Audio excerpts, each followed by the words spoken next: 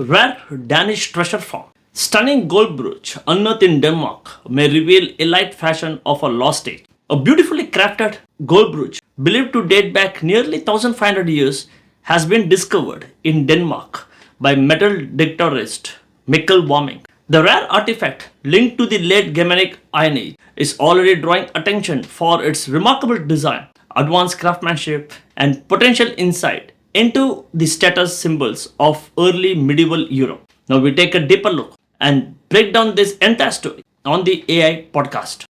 Picture this. You are standing in a freezing, muddy field somewhere in Denmark. Oh, sounds miserable already. Right. The wind is just howling off the coast. Your boots are super heavy with wet earth. And you've spent the last, several hours just slowly swinging a metal detector back and forth over this uneven ground. Just waiting for that one sound. Exactly. You are listening so intensely through your headphones, waiting for that magical high-pitched ringing tone that tells you that you found something amazing. But let me guess, that's not what happens. No, it is not. Instead, you hear this dull, weak, scratchy beep. It is the exact same uninspiring beep you have heard literally 1,000 times before. Ah, the classic trash signal. Yeah, the beep that almost always means you have just found, like a piece of twisted modern trash. An old crushed soda can, or a rusted aluminum bottle cap. Right, something totally worthless. And you almost ignore it. You almost keep walking just to cover more ground. But for some reason, you stop, you grab your trowel, and you dig. You expect the absolute mundane, and instead you get a massive, history-altering surprise. I mean, it is the ultimate needle in a haystack scenario, right? Except you weren't even looking for a needle. No, not at all. You were fully expecting a piece of scrap aluminum, and the Earth just decides to hand you a 1,500-year-old masterpiece instead. And that muddy, freezing field is exactly where we are starting today.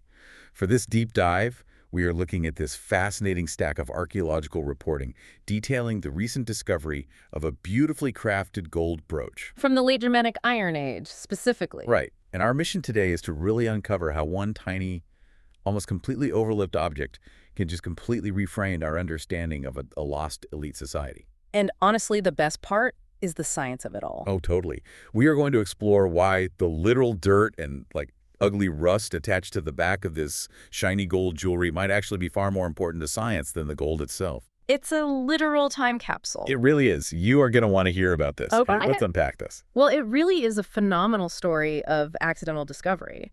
It starts with a metal detectorist named Mikkel Warming.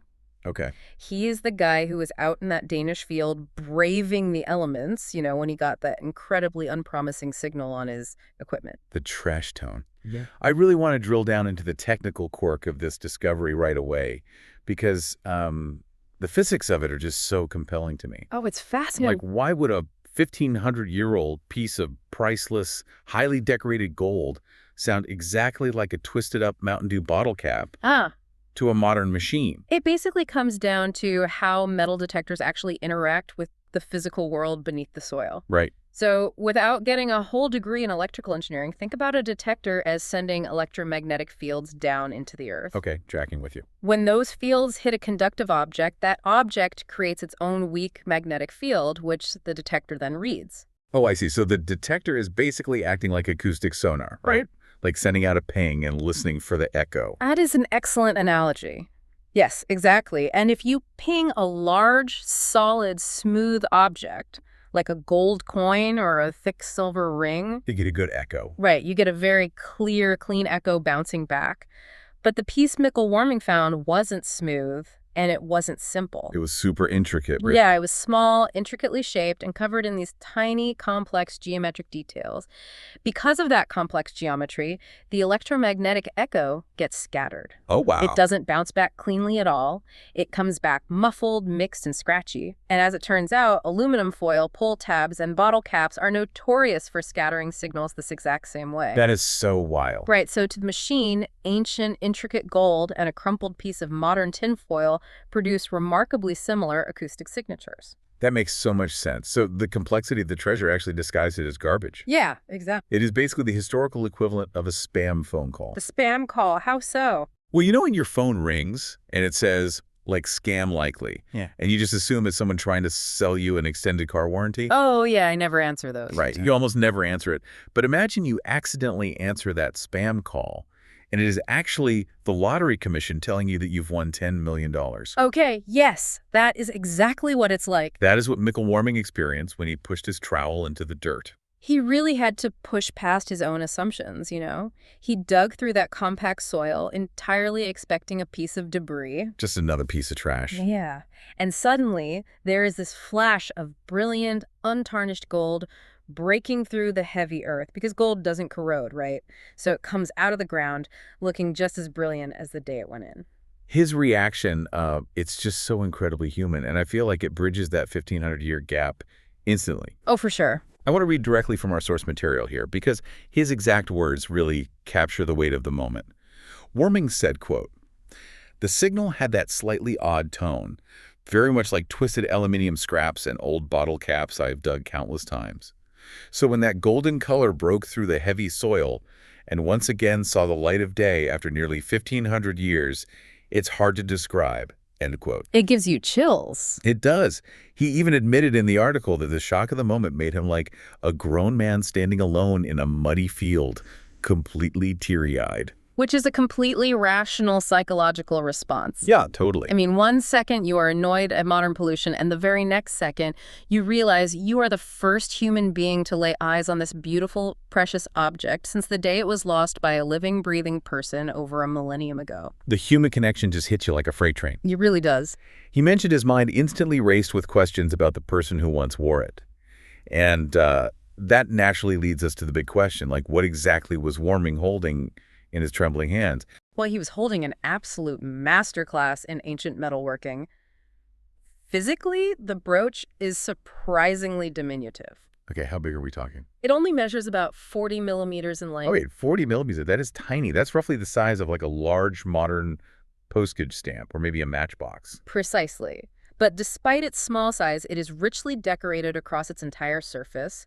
It features these tightly packed, highly precise circular motifs. Wow. And the archaeologists looking at this piece note that the decoration was created using incredibly advanced, highly technical methods for the era, specifically filigree and granulation. Okay, break those down for me. Sure. So filigree involves taking delicate, incredibly thin metal threads and shaping them into intricate twisting patterns. Like wire wrapping almost. Yeah, similar concept, but microscopic. And granulation involves creating tiny, tiny gold beads and then fusing them onto the surface to create texture. Okay, I have to jump in here and challenge the premise a bit. Yeah. Because my mind immediately goes to skepticism. Okay, let's hear it. If this piece is so incredibly complex and looks so different from typical chunky Iron Age metalwork, how do we know it's not just a modern forgery?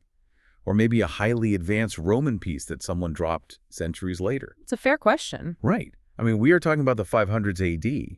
How on earth does an ancient Scandinavian craftsperson execute minute symmetry, twist microscopic threads of gold, and fuse tiny gold beads without modern magnifying glasses or precision blowtorches? Were they just like squinting really hard next to a roaring campfire? I love this because that disbelief is exactly what makes studying ancient metallurgy so thrilling. So it wasn't just the campfire? No, it wasn't a roaring campfire. It was highly controlled chemistry and physics. Really? Yeah. They weren't just melting gold and hoping for the best.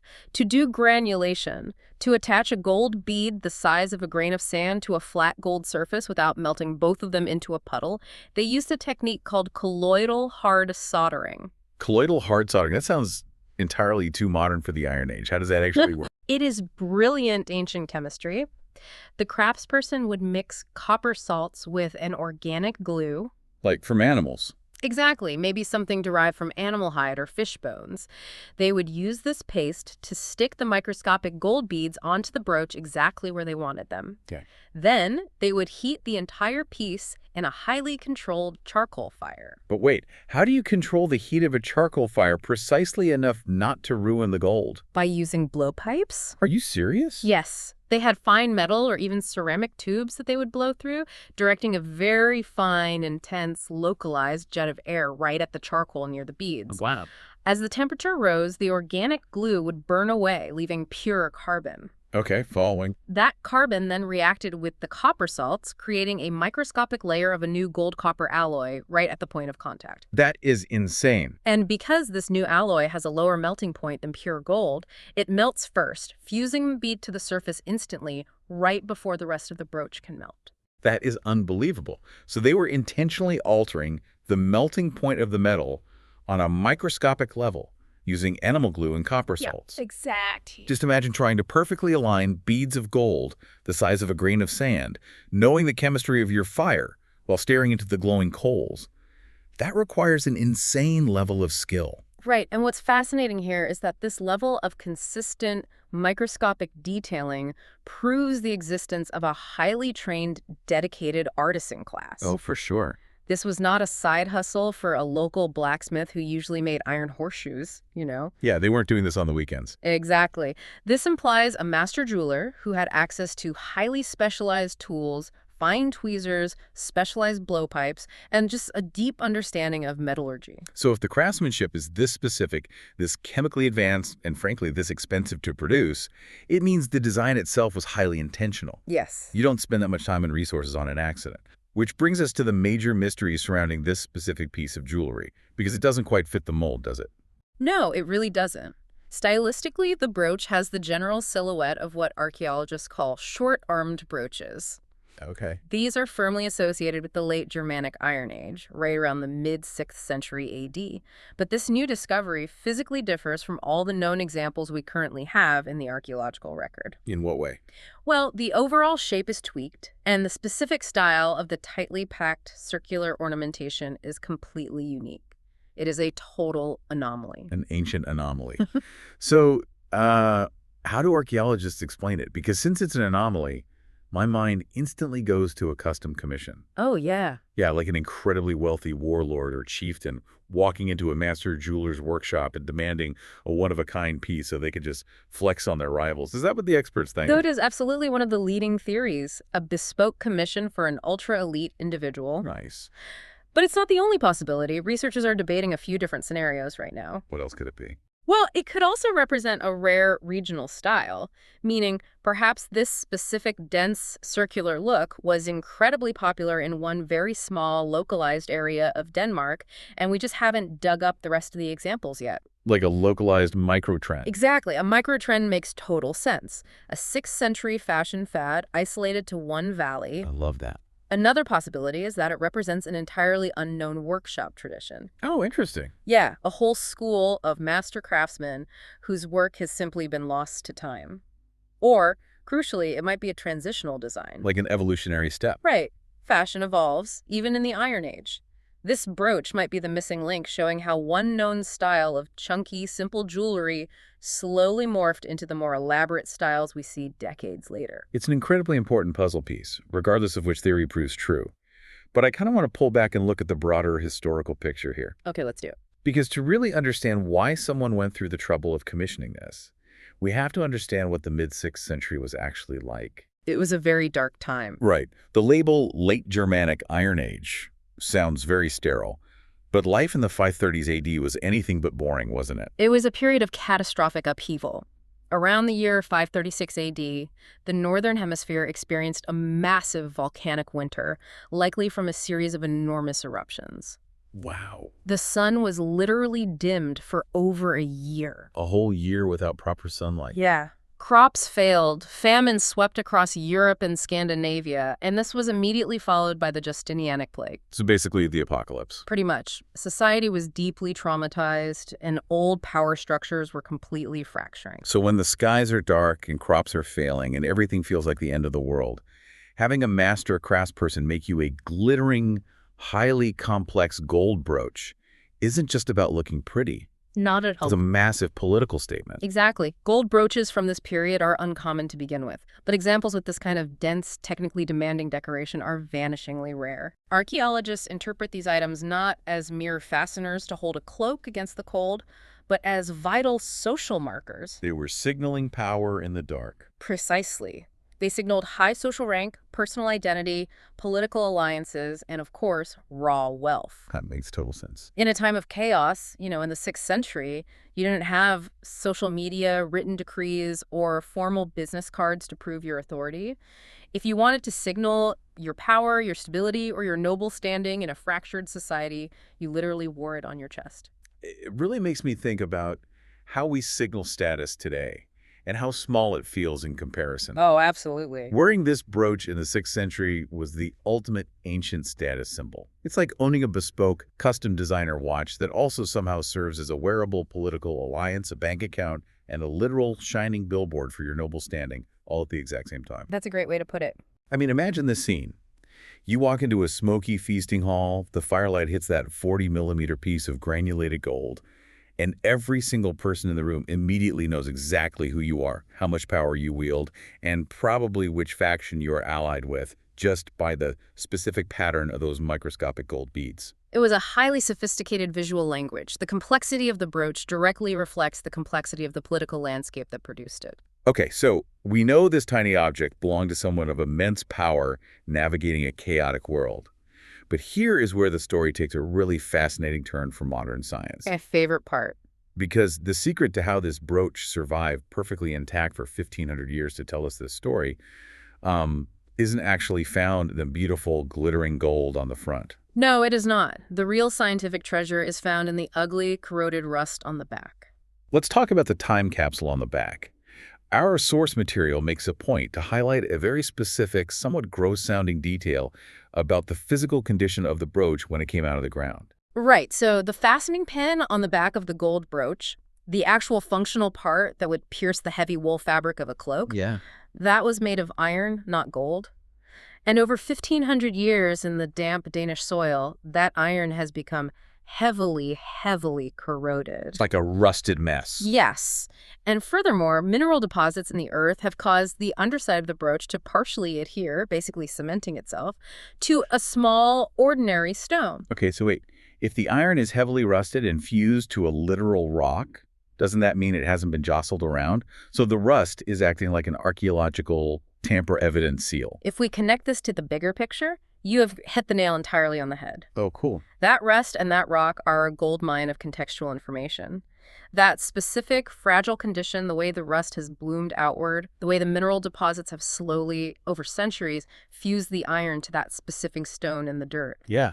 It proves beyond a shadow of a doubt that this brooch lay completely undisturbed in the soil. Which means it wasn't churned up by centuries of medieval farming. It wasn't dragged across a field by a modern tractor's plow. Exactly. It sat in one tiny, silent pocket of earth since the exact moment it was dropped in the 500s. Wow.